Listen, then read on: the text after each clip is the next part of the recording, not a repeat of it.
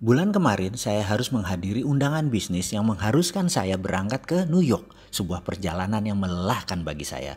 Mengingat Jakarta New York ditempuh bisa 24 jam.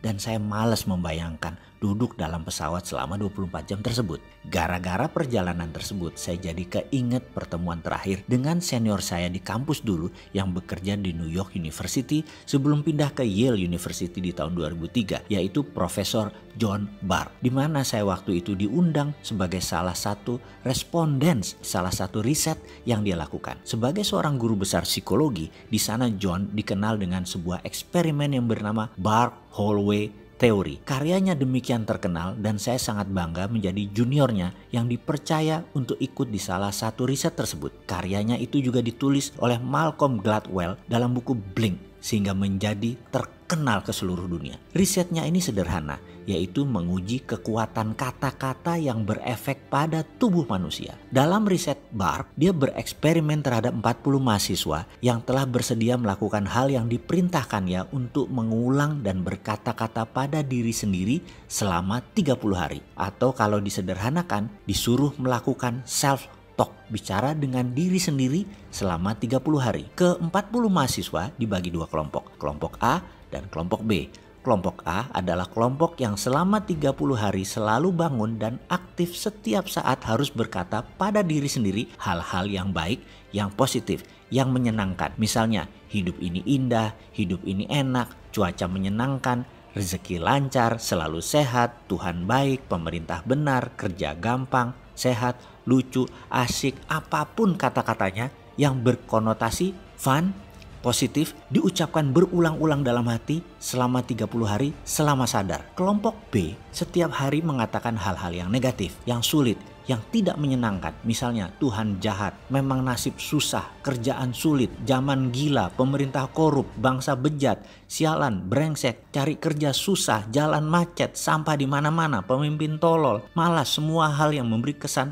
marah, bete, galau, semua dikatakan berulang-ulang selama 30 hari selama sadar, kecuali tidur. Di hari ke-30, mereka diperintahkan untuk datang ke kampus antara jam 10 sampai jam 13. Sepanjang hallway atau koridor disiapkan kamera yang banyak karena ada 100 responden dari beragam latar belakang hadir untuk menilai. Kita melihat via monitor, via kaca cermin yang semua tidak diketahui oleh peserta. Saya termasuk di antara 100 koresponden tersebut. Kami tidak tahu mana yang dari kelompok A, mana yang dari kelompok B. Kami hanya dikasih kertas, ada gambar foto peserta, beserta nama. Di sana ada dua kolom, A dan B. Kita hanya disuruh melihat gerakan mereka dan menulis apa perasaan kita pada saat itu.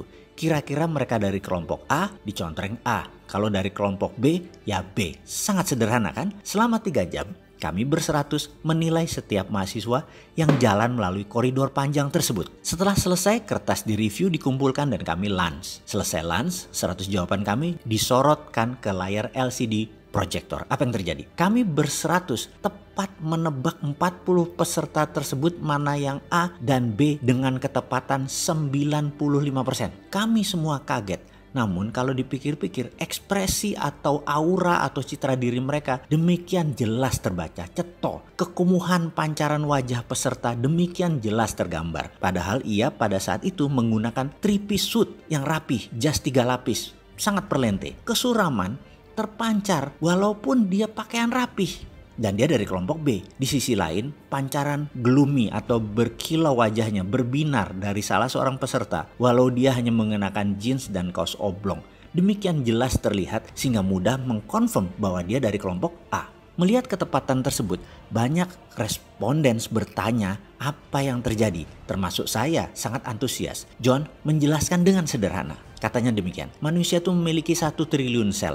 Setiap hari mati kira-kira 30 miliar sel. Sehingga di hari ke-30 manusia itu berbeda dengan sel 30 hari yang lalu. Note, catatan aslinya sel itu adalah billion nano jumlahnya. Kita lanjut lagi. Dalam 30 hari, sel yang mati tersebut diganti atau tumbuh sel baru. Pada saat sel baru itu bertumbuh, Sel tersebut netral sifatnya. Kita manusia bisa menulis apapun di sel ini dengan pikiran dan kata-kata. Maka kalau dalam 30 hari kita mengatakan hal-hal negatif berulang-ulang tanpa jeda, membuat tubuh kita, sel baru kita bereaksi sesuai apa database yang dituliskan, sehingga orang tersebut kumuh, butek, suram, tidak menyenangkan, dan lain sebagainya. Di sisi lain, kalau selama 30 hari ditulis database positif, hasilnya ya positif, wajahnya berbinar, kulitnya terang, ceria, auranya menyenangkan, kita menjadi ingin dekat dengan orang tersebut. Demikian John menceritakan versi simpelnya. Lalu dalam hati saya berkata, inilah pelajaran yang saya dapat di Australia dulu, yang saya rangkum dalam video Sadar Kaya Advance.